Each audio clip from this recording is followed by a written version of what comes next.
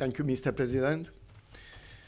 Ladies and gentlemen, Your Excellencies, first of all, I would like to thank the organizers for the invitation to participate here in Berlin, the city of freedom,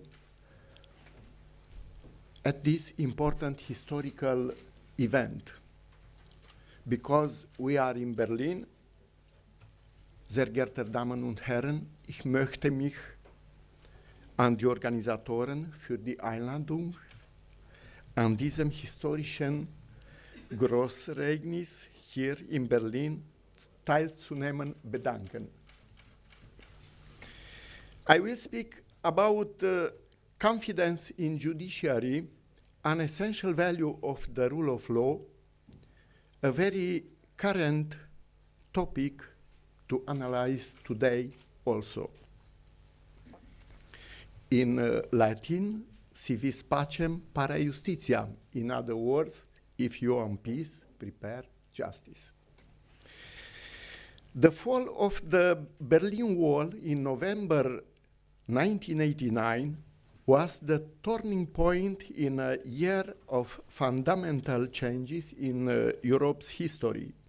This major event, which began in Leipzig and Berlin, was finalized and endorsed at the European level by the events of the Romanian Revolution from Timișoara and Bucharest through the blood sacrifices of the Romanians.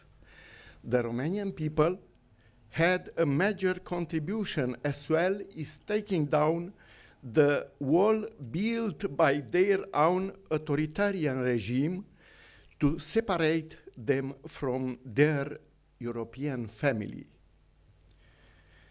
Tomorrow, November 7th, in the park of the Romanian Academy to Bucharest, a great event will take place at which the ambassadors of Germany and Romania, their excellencies Kurt Meyer-Claude and Emil Hurezeanu, will inaugurate a monument made of a piece of the Berlin Wall, symbolizing the fight for freedom and democracy. The peaceful European Revolution was followed by a peaceful elucidation of the past. The violent revolution in Romania raised the challenge of the Romanian justice system to find the truth about the victims of the events of December 1989. The Romanian Revolution also brought before the European Court of Human Rights from Strasbourg the challenge to address the legal actions of the victims pertaining to the breach of their right to a fair trial within a reasonable time regarding the violation of their right to life and to physical and mental integrity.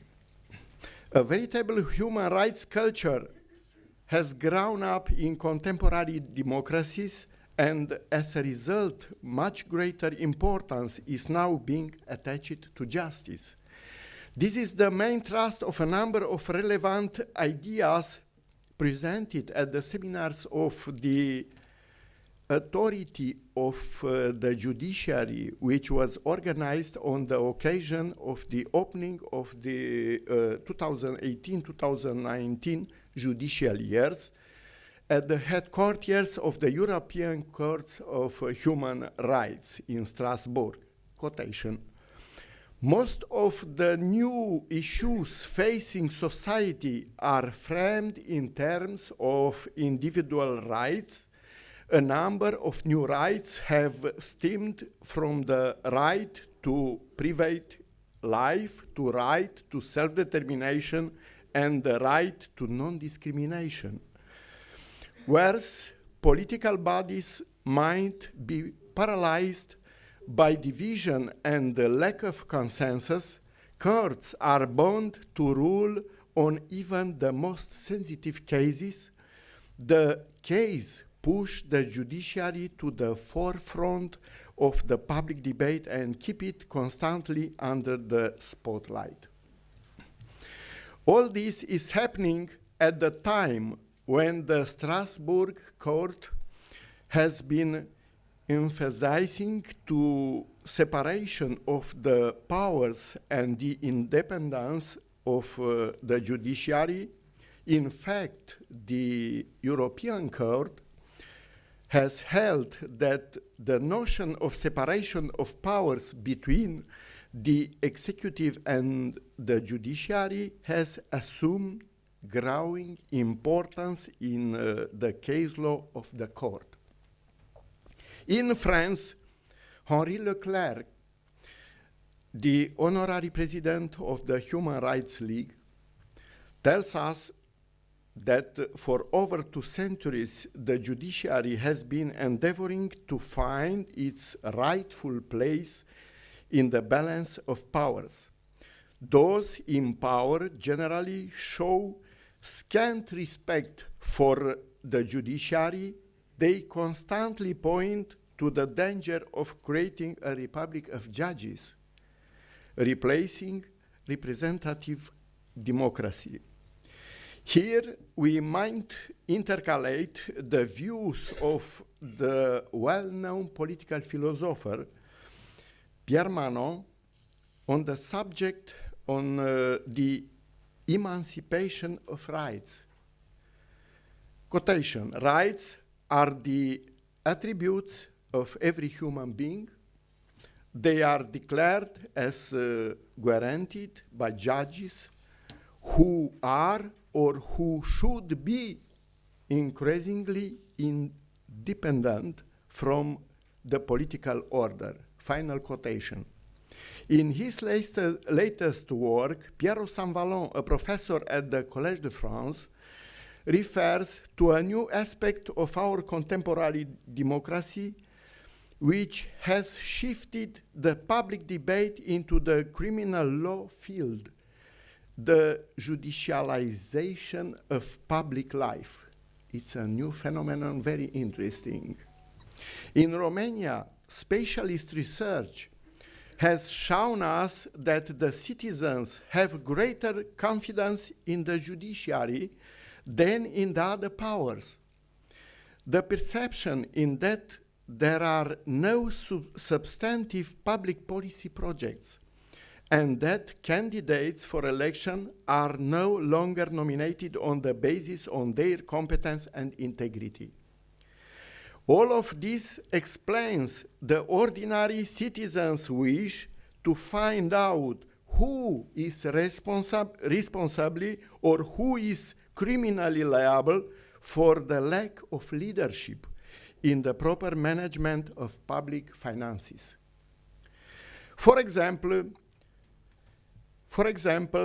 the National Anti-Corruption Department, DNA, has recently been investigating and prosecuting a large number of high-ranking public figures, finally convicting them of corruption offenses.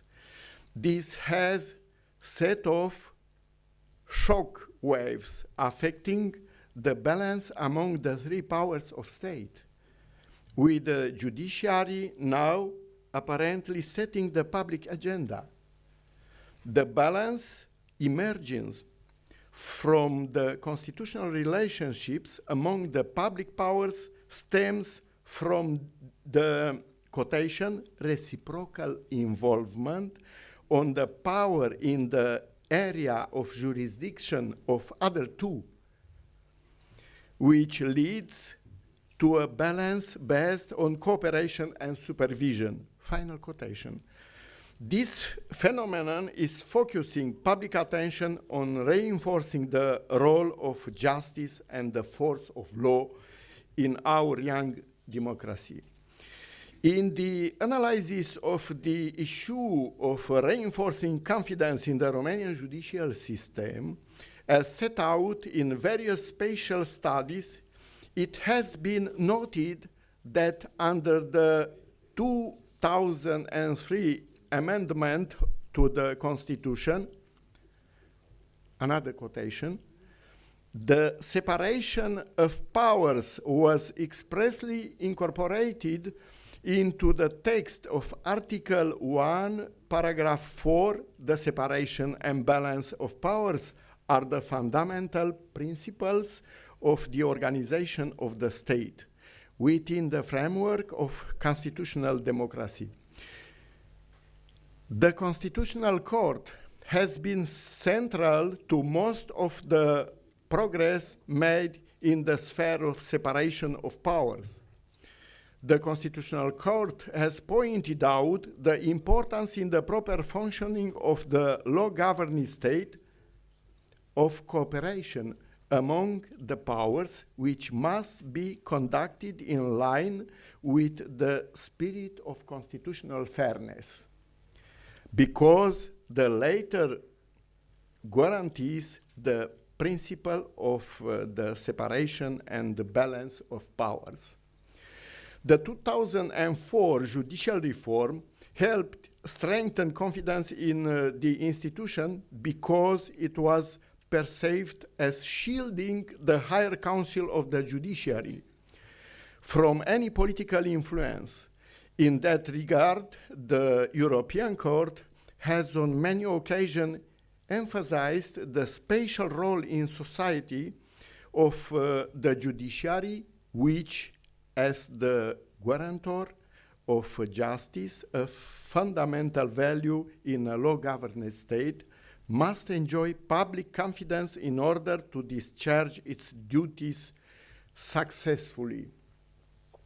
The setting up and reform of the Higher Council of Judiciary has influenced the values of judicial performance.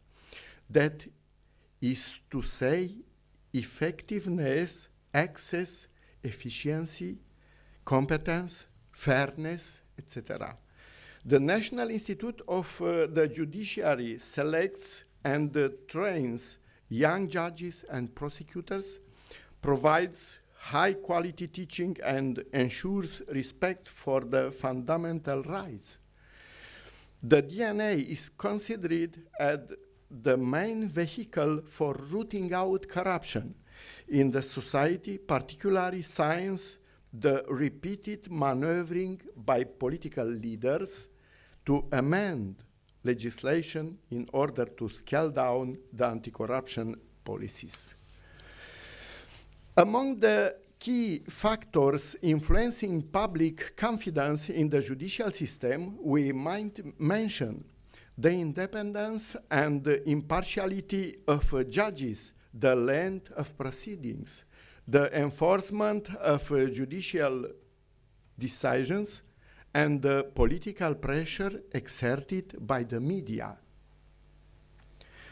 Thus, following a media campaign, a series of legislative measures were launched to distance the Romanian judicial system from the European model, on the pretense that the quotation, absolute independence of the judiciary from the rest of the Romanian state architecture, including vis-à-vis its citizens, which it is called upon to serve, is raising serious issues and adding to the increasing fragmentation of Romanian society.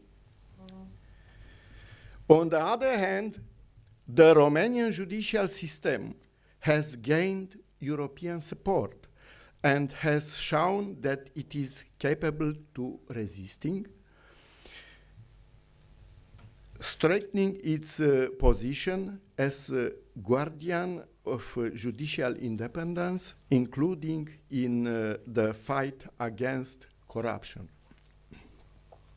As the Constitutional Court has also stated, dialogue among the powers and principle of fair cooperation, probably together, constitute the optimum solution for the harmonious application of the principle of the separation and balance of state powers.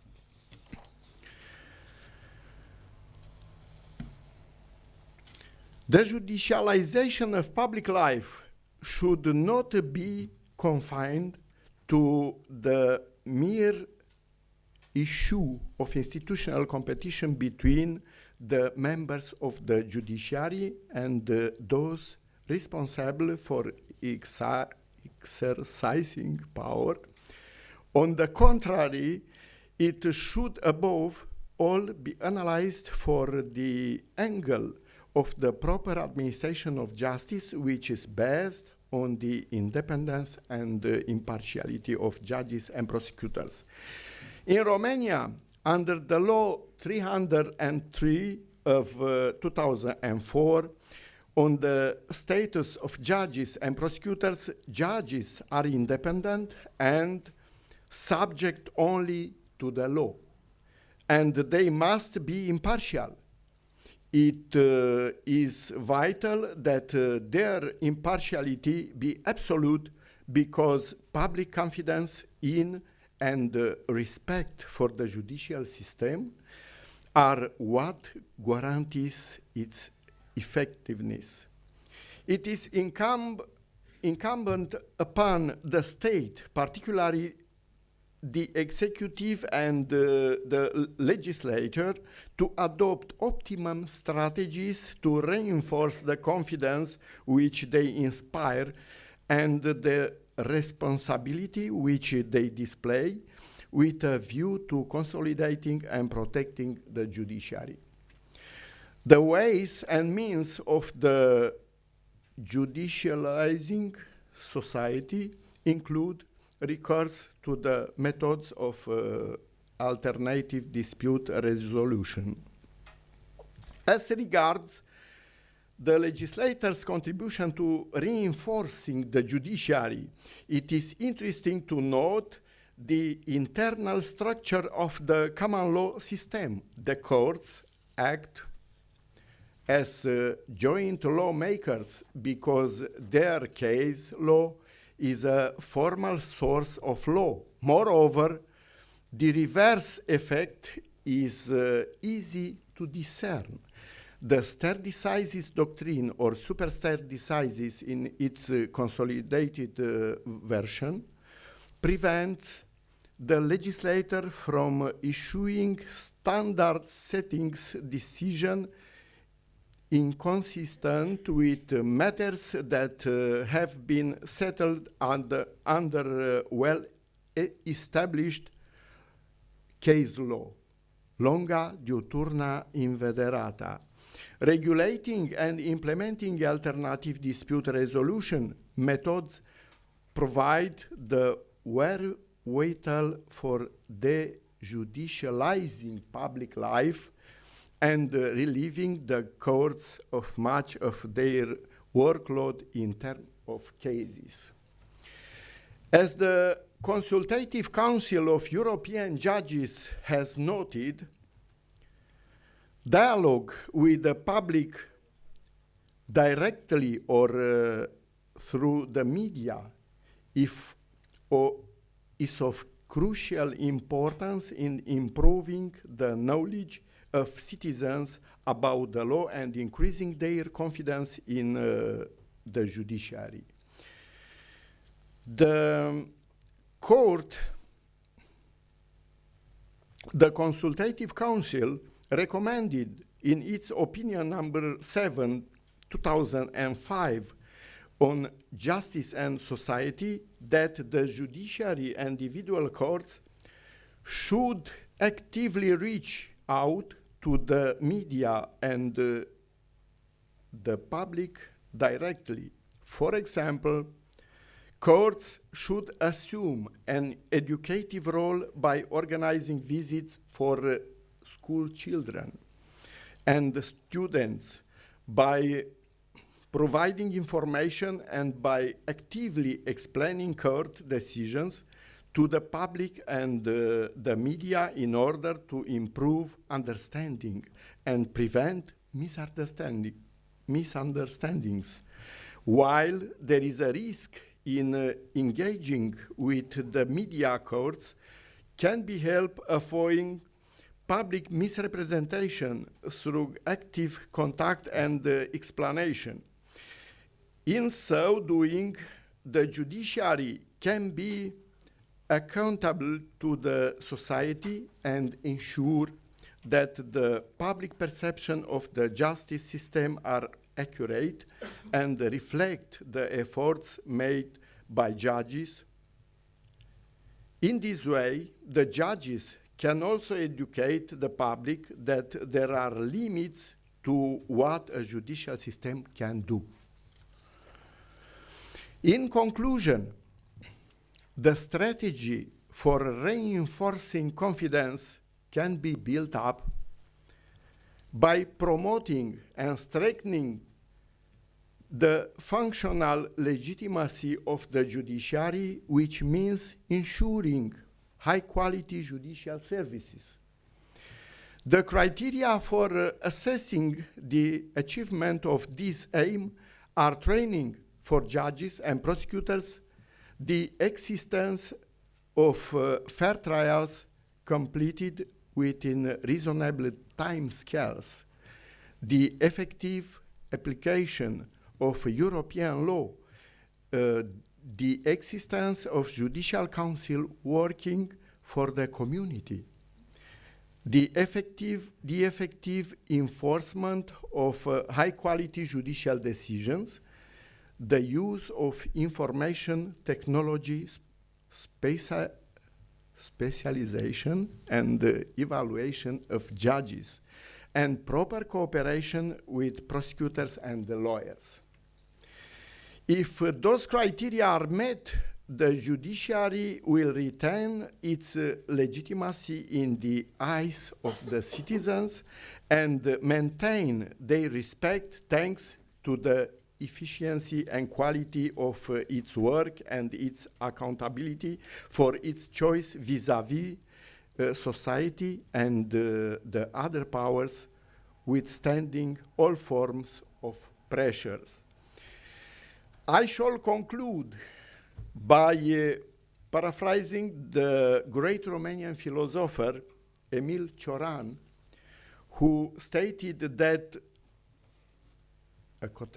other quotation, in a world undergoing exceptional change, we must not be afraid on the enormity of the possible. Final quotation.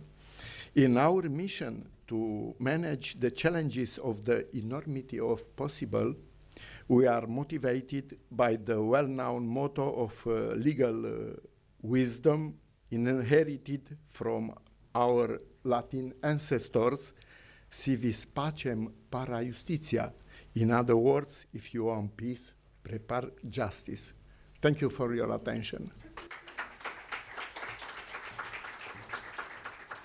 Und danke schön für alles. Thank you very much, and we appreciate that. Questions and comments? As always, if you could please raise your hand and briefly introduce yourself. Who would like to go first? If no, it's very clear. Thank you. But any questions, especially for the lawyers in the room? Or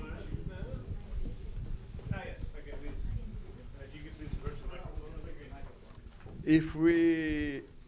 If will be a difficult question, please translate en français, s'il vous plaît. Just for difficult questions. So I'm Janet. I'm coming from Hong Kong. I study here for my first year. And because you talk about that judiciary has often been pushed to the front line between like arguments or political discussions in the country. So similar things happen back home in Hong Kong that people are kind of arguing whether we are protecting the rule of law by pushing some of the unpopular laws to the court. For example, like there would be judicial review to ask the court to review whether the government has any wrongdoing in implementing some of the laws. So the government often say like, okay, don't put politics into the court. And then at the same time, people feel like, well, the court might be helping them in some sort to reveal the wrongdoing of the government. So how do you see this kind of phenomenon happening? And do you think, well, the government would be a little bit hesitant to have people putting like their laws or their policies towards the courts? A professional translation, please, in French. Professionnel, je ne sais pas, mais plus ou moins la question c'est qu'est-ce que c'est le rôle du judiciaire pour contrôler aussi le gouvernement? Parce que c'est pas tout le temps bienvenu, le gouvernement. Qu'est-ce que c'est la responsabilité? Qu'est-ce que c'est le rôle? Elle a donné un peu l'exemple de Hong Kong aussi. Oui. Mais à votre avis, qu'est-ce que c'est le rôle et comment est-ce qu'on peut faire un équilibre, cette tension entre le gouvernement et le judiciaire? Il est très clair, le juge doit être indépendant. Il est très clair et très bon comme professionnel. So I'll try to translate briefly. Oui, vous en prie. He's saying that it's very important, of course, for the judge to be independent and free, to try to work as independently as possible, even if it's not popular by the government. Un juge qui est indépendant et il est très sûr, il est très bien préparé professionnel, il peut donner des décisions qui sont indépendantes sans aucune influence politique. Yeah, so of course the goal, as he's saying, is the judge has to try to be professional, accurate, and does what is necessary independently of the government, whether the government welcomes it or not. And that's of course the best case scenario. Easier said than done. C'est plus facile de dire ça quand on le pratique. Voilà. Mais J'ai donné l'exemple de common law où la jurisprudence qui a une certaine tradition qui est bien établie, elle oblige le législateur de régler les lois dans la même manière, d'une jurisprudence qui est très bien établie, sans fluctuation, sans problème. On ne peut pas faire une loi qui est contraire, qui vient d'être contraire aux jurisprudences qui est uniforme et bien établie. Well, he was saying, of course, ideally there should be a back and forth, that you have really a system of checks and balances where the one checks the other, the government with the court, and vice versa. But I think what you're talking about is different manifestations where that doesn't happen, where the one has too much power, and that can happen in both directions. But he was mentioning, of course, the longer term judiciary, the more established that it is, usually the easier it is for that back and forth. Je pense que j'ai fait les plus grands points, mais il y a les autres aussi. Est-ce que j'ai manqué quelque chose? Okay. Additional questions or comments? Okay, if not, then let's use this occasion. Yes, please. I'll give you the microphone right away. Okay. Please. Thank you very much for your communication. My question is about the comparison between the judiciary system from European and the judiciary system from the African countries. You see, when the country is trying to overcome from conflict past, we have sometimes transitional justice with 4 pillars. I mean, truth, seeking for the truth, justice, reparation, and vetting. So sometimes Western emphasize on justice, but African countries emphasize on seeking truth and reparation. What do you think about those two approaches? Because when we have, like in Burundi, we have mass crimes committed by many perpetrators, how can you deal with all those perpetrators? I mean, about 1,000 people who committed crimes against humanity or war crimes or crimes of genocide. May I have a good translation, please, in French? Can I say it in French? Okay. Vous en prie. Merci beaucoup. Un peu synthétiser, s'il vous plaît, si cela oui. possible.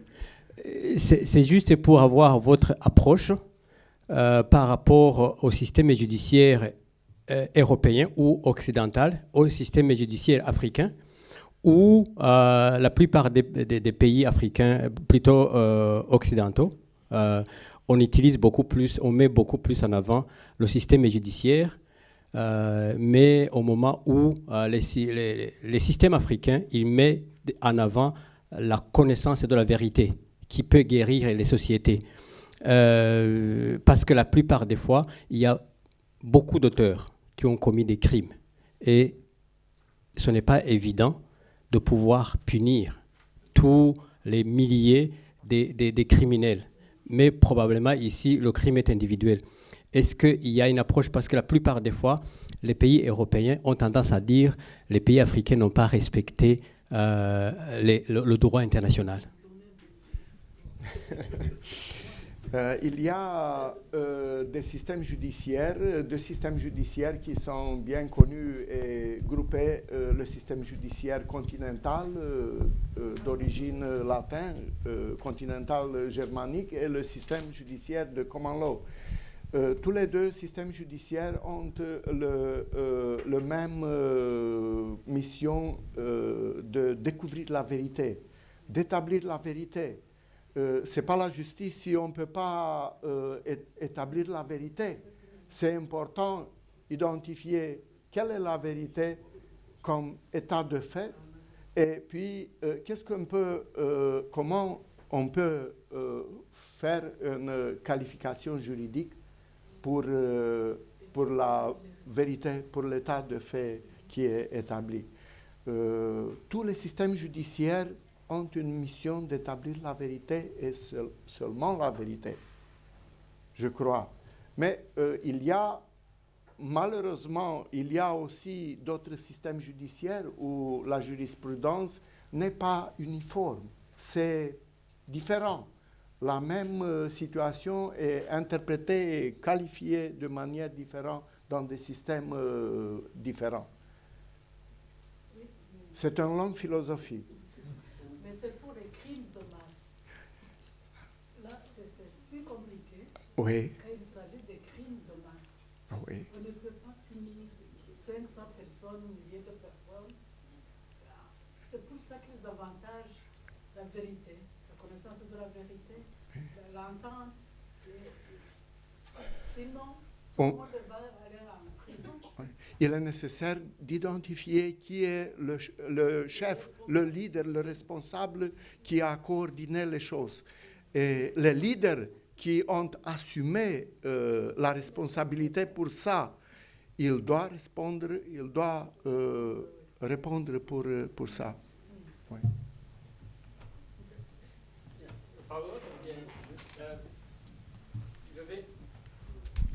Je le dis clairement. Pour le cas du Rwanda, par exemple, on a trouvé que les criminels, si on pouvait les amener à la justice, pour le cas du Rwanda, ça peut être le cas du Burundi également, on a trouvé que les criminels, si on les amenait tous à la justice, ça allait prendre 200 ans.